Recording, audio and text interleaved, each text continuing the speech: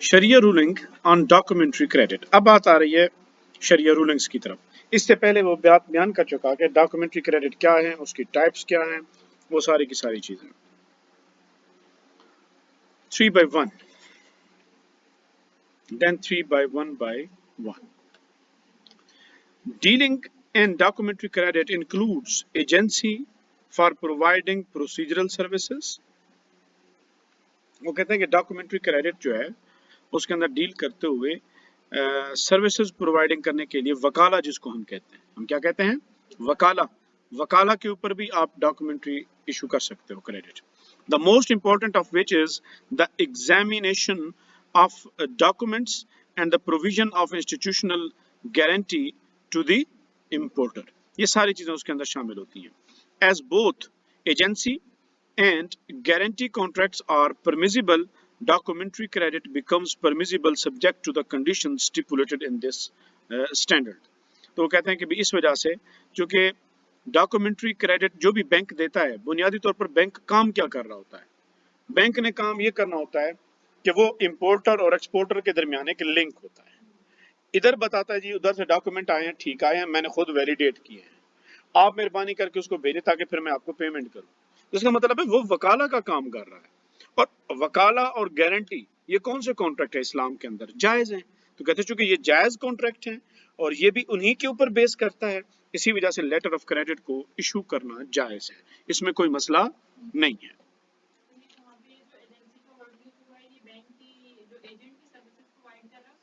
असल में बैंक काम तो वही कर रहा है ना तो बैंक सेलर है ना ही बैंक बायर है। शरिया का कमाल ये है कि शरिया हमेशा कैपेसिटी का तायुन करता है कि भाई आप जो बीच में इन्वॉल्व हो रहे हो, आपकी हैसियत क्या है। जब तक हैसियत आप लोग डिटरमिन नहीं करोगे इस्लामिक लॉ में, आप आगे जा ही नहीं सकते कि भाई हम इसको डील कैसे करें। हैसियत का तायुन करना जरूरी है। This is the big problem in the conventional law. वो इस बात का केयर नहीं करते, मेन जगहों पे करते हैं, लेकिन अदरवाइज वो फैब्रिकेटेड भी चल जाते हैं। मिसाल के तौर पर सूदी बैंक, आप जो भी काम कर रहे होते हैं क्लाइंट के साथ, वो एक टर्म ये इस्तेमाल कर रहे होते हैं जी, सेल एंड परचेज। हालांकि सूदी बैंकिंग के अंदर एक भी प्रोडक्ट ऐसी नहीं है जहां पे सूदी बैंक का और क्लाइंट का सेल एंड परचेज का रिलेशनशिप हो। सारा का सारा रिलेशनशिप लोन का है। ये बिल्कुल वैसे ही जगलरी है। हमारी दादा अबू कहा करते थे कि हमारे बचपन के ज़माने में जब पाकिस्तान अभी नहीं बना था तो हिंदू हमारे यहाँ रहते थे, तो हम मुसलमानों को ना, बच्चों को, तो वो बर्फी बनाते थे और बर्फी के कभी कुत्ते कभी बिल्लियां बना के कहते थे मुसलमान के बच्चों को ये बना के खिलाओ। है तो बर्फी लेकिन कुत्ते और बिल्ली बना के इनको, ये कुत्ता इनके लिए हराम है लेकिन बर्फी के जरिए इनको खिलाओ। तो एक ही बर्फी को कभी क्या बना दिया, कभी क्या बना दिया, थी तो बर्फी ही ना, थी तो बर्फी। सूदी बैंक यही करता है उसके पास एक ही कॉन्ट्रैक्ट और वो है लोन। उसी को कभी वो लीजिंग का नाम देते हैं, उसी को कभी वो सेविंग इन्वेस्टमेंट का नाम देते हैं, कभी सेविंग डिपॉजिट का, कभी करंट अकाउंट का, कभी जी हम आपके लिए फलाने रनिंग फाइनेंस दे रहे हैं। यानी ये जगलरी है अल्फाज की और कुछ भी नहीं है। मैं नौमीद हूं तेरे साकियां ने सामरी फन से कि बज़ में खाबरा में लेके आए सादगी खाली। जग खाली है, अंदर कुछ भी नहीं है, लेकिन कौम को बेवकूफ बना रखा है कि अभी बस मैं उड़ेलूंगा और तुम्हारी प्यास बुझ जाएगी। एक जगलरी इसी को कहते हैं। हाँ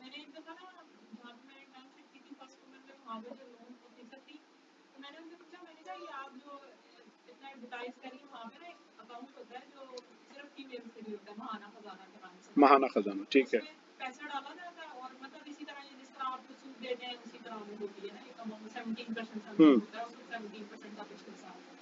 तो मैंने उनसे पूछा, मैंने कहा ये अब मतलब समझो हम सब मुसलमान हैं और आप जिनको एडवर्टाइज करती हैं वो भी मुसलमान है, तो मतलब आपको डर नहीं लगता? सही। तो मुझे आगे से कहती है बेटा मैंने तो अपना भी खुलवाया हुआ है। ये दलील है। हाँ, कि मैंने अपना भी खुलवाया हुआ है। मैंने अपना भी मानता है तो ठीक है, नहीं तो मैंने तो अपना भी खुलवाया हुआ है। वो से कहो बीबी जब जन्नम का दरवाजा आपका खुला होगा तो मुझे भी कहोगे साथ ही चलो।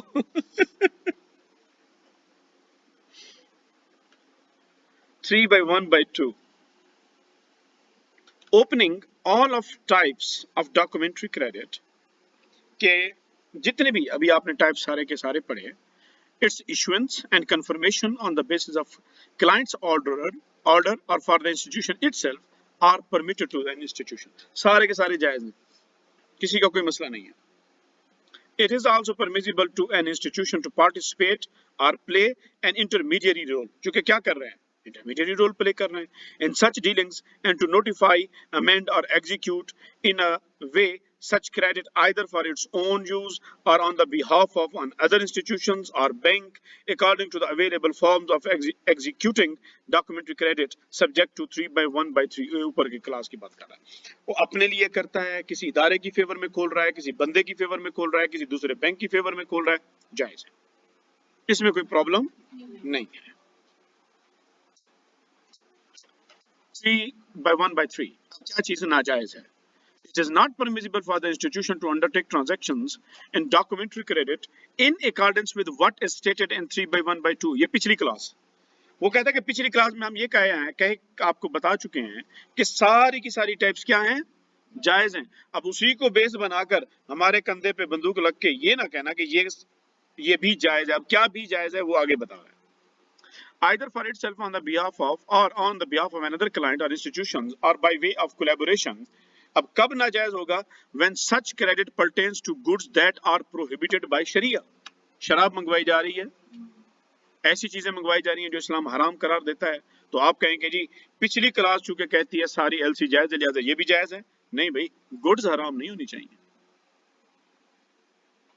और is based on a contract that is void, या कॉन्ट्रैक्ट ही जो क्लाइंट सेलर और बायर के दरमियान हुआ है एलसी से पहले का स्टेज, वो कॉन्ट्रैक्ट इटसेल्फ इनवैलिड था, बै बातिल थी या बै फासिद थी.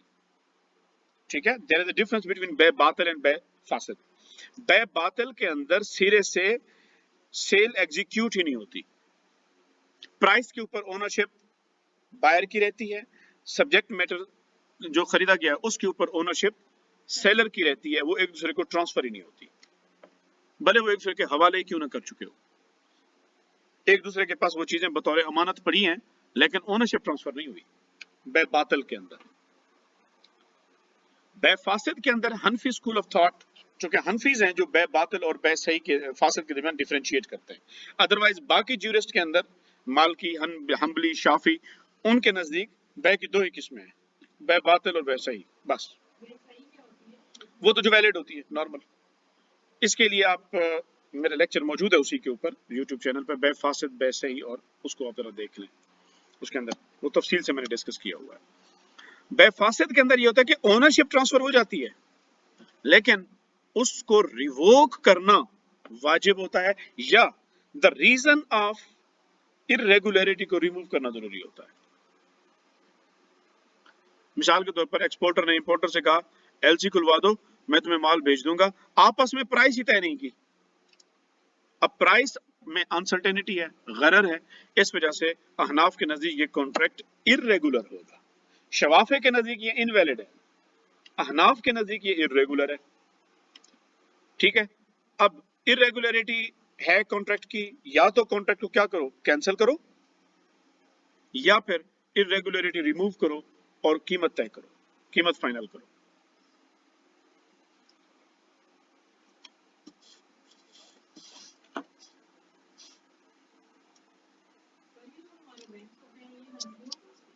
हमारे यहाँ सब कॉन्टिनेंट में या इवन यूरोपीय शरिया स्टैंडर्ड भी हो, मेजॉरिटी हनफी प्रिंसिपल्स है.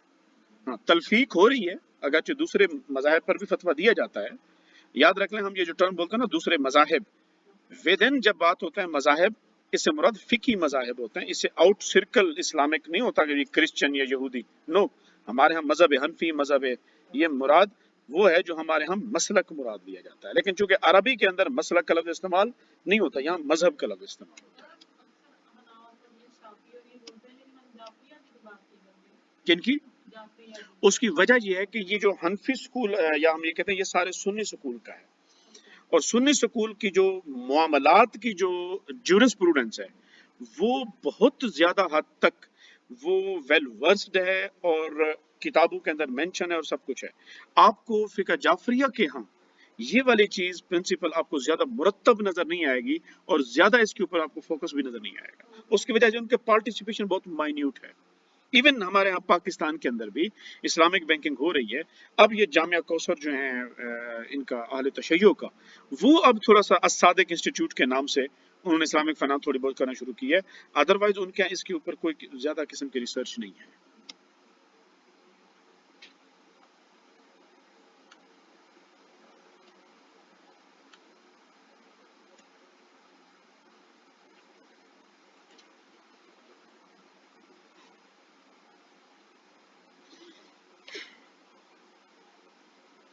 अच्छा जी, R is based on the contract that is void or irregular due to the vitiating conditions, गलत कंडीशंस की वजह से। R includes interest या सूद उसके अंदर इन्वॉल्व था, सूद की शर्त थी। either charged or paid, खा वो वसूल किया जा रहा था या अदा कर किया जा रहा था। whether explicitly as in the case of loan on payment, या वाज़े तौर पर उसके अंदर लिखा हुआ था कि भी इसके अंदर जो लोन होगा उसके ऊपर सूद पे किया जाएगा। by the beneficiary of amounts not fully or partially covered in the similar credit or impliedly as in the case of discounts, या ये भी लिखा हुआ था कि आप इस एलसी को जब हमारे पास डिस्काउंट का लेके आओगे हम इसको डिस्काउंट करेंगे। डिस्काउंट का मतलब है अगर 10,000 है तो हम आपको 8,000 देंगे, इसको कहते हैं डिस्काउंट। तो इस्लाम में डिस्काउंट बिल ऑफ एक्सचेंज का क्या है, हराम है, वो बिल्कुल सूद की तरह डील होता है। वो और डिस्काउंट है। हम बात कर रहे हैं एक आपके ऊपर लायबिलिटी बनी हुई है, उस लायबिलिटी, मेरे पास एक दस्तावेज है जो ये बता रही है मुझे किसी से 10,000 रुपए मिलने हैं। आपसे कहता हूं कि ये लें, ये दस्तावेज आप रख लें, आप मुझे अभी 10,000 दे दें, आपको 10 दिन बाद वो बंदा दे देगा। आप कहते हैं कि नहीं, मैं आपको शर्त पर दूंगी, आप मुझसे 9,000 लें, 10 दिन बाद मैं उनसे एक 10,000 खुद वसूल कर लूंगा। इसको कहते हैं discounting of bill of exchange.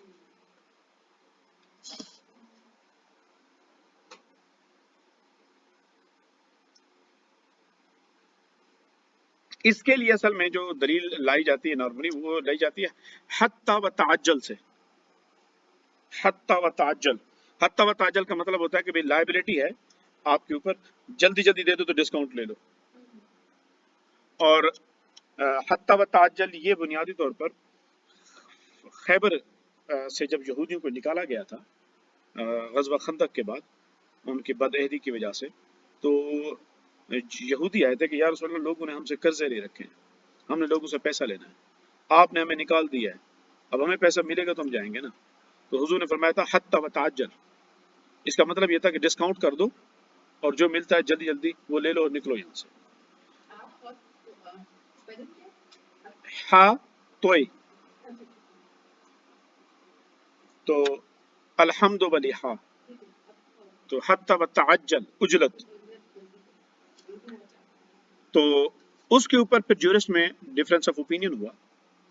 कुछ ज्यूरिस्ट ने कहा कि जनाब वो चूंकि सूदी कर्ज देते थे लोगों को और जो उनकी लायबिलिटी बनी हुई थी तो उनसे कहा कि भी आधा कर्ज माफ कर दो, आधा ले लो, लिहाजा डिस्काउंटिंग ऑफ लोन जायज है।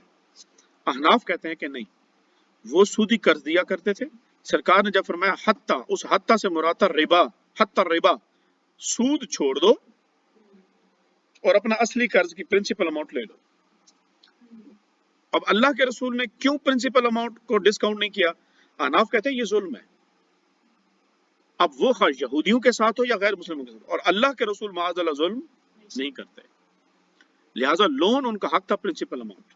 इसी वजह से ऐन इंसाफ यही है कि इससे मुराद ही ये है कि भाई सूद खत्म कर दो, सिर्फ क्या लो, प्रिंसिपल अमाउंट लो और यहां से निकलते हुए। तो डिस्काउंटिंग की बुनियादी वो अगर कुछ दलील ले आते हैं लोग, वो वहीं से दलील आते हैं, लेकिन बहरहाल उसके ऊपर फतवा नहीं है। फतवा किसके ऊपर है? अहनाफ के कौल पे है।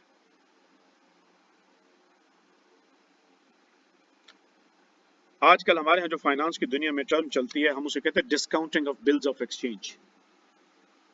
पाकिस्तान का जो एक्सपोर्टर होता है उसको जब एलसी मिल जाती है, लिखा होता है कि भी आपको 3 महीने बाद $1,000 मिलेगा, तो उसको $1,000 आज चाहिए होता है। वो बैंक के पास जाता है, सूदी बैंक उसको डिस्काउंट करता है। सूदी बैंक कहता है मैं $9,000 आज दे देता हूँ और $10,000 मुझे बाद में मिलेंगे, वो मैं रखूंगा। तो इसको कहते हैं डिस्काउंटिंग। इस्लामी बैंक के लिए ये अलाउ नहीं होता। तो इस्लामिक बैंक वालों ने फिर इसके लिए करेंसी सलाह मुतारिफ कराई है। वो एक करेंसी सलाम एक अलग प्रोडक्ट है, उसके ऊपर मेरा क्रिटिसिज्म भी है, मेरा पेपर पब्लिश है, उर्दू में है, फिक्र नजर वालों ने छापा था, 50 सफ़े का है तकरीबन वो। اس کے اندر جورسٹک ریزنز ہیں کہ کیوں وہ جائز نہیں ہے.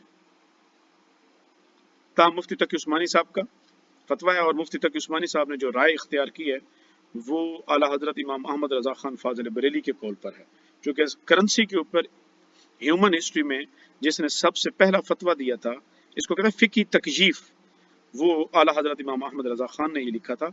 کفل الفقیہ للفاہم فی احکام القرطاس الدراہم کے نام سے ہے، اور وہ گئے تھے 12 سوال تھے کرنسی نوٹ کے حوالے سے. کیا اس وقت چونکہ کرنسی نوٹ نیا نیا تھا، کیا ان کی ادائیگی سے زکوٰۃ ادا ہو جائے گی؟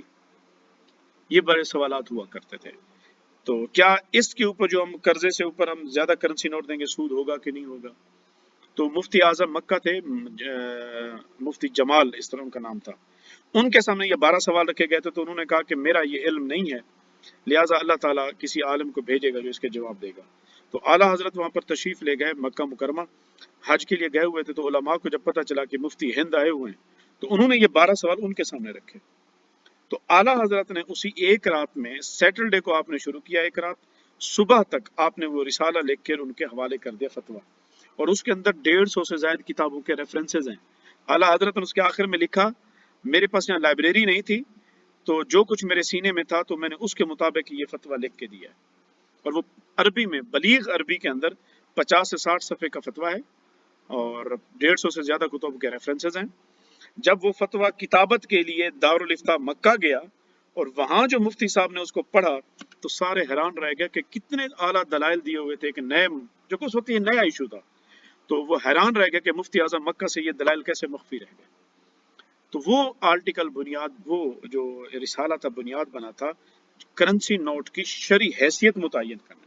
ان کے بعد پھر فتویٰ دیا تھا مولانا رشید احمد گنگوہی صاحب نے، انہوں نے اس کو دین کا وسیقہ قرار دیا. پھر اس کے بعد مختلف اور نظریات آتے گئے. تو وہ ایک پہلا نظریہ تھا جو بنیاد بنا تھا.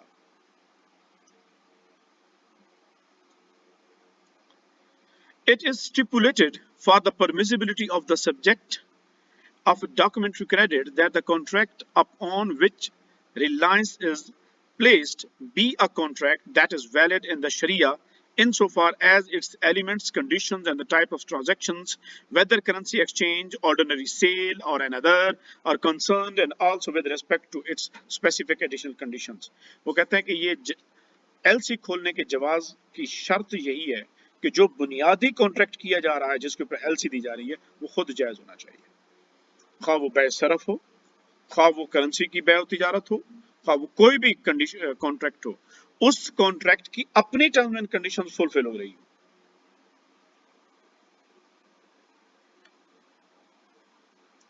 The bank is obliged to execute the credit when it conforms to instructions.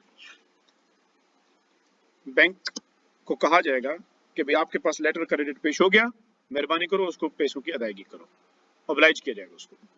کب نہیں کیا؟ ایکسپٹ، مگر اپان پروف آف فراڈ اور فورجری آف دا ڈاکومنٹس. ہاں اگر یہ پتہ چل جائے کہ فراڈ ہوا ہے مصنوعی طور پر یا فیبریکیٹڈ ڈاکومنٹس ہیں، in which case it is under no obligation to execute it. پھر وہ نہیں کر سکتا. Provided that if the contract concluded prior to opening of documentary is nullified by a court decision, یا عدالت نے اس بنیادی کانٹریکٹ کو ہی نلیفائی کر دیا جو ان کے درمیان ہوا تھا، تو پھر ایل سی کینسل، وہ پیمنٹ نہیں کرے گا.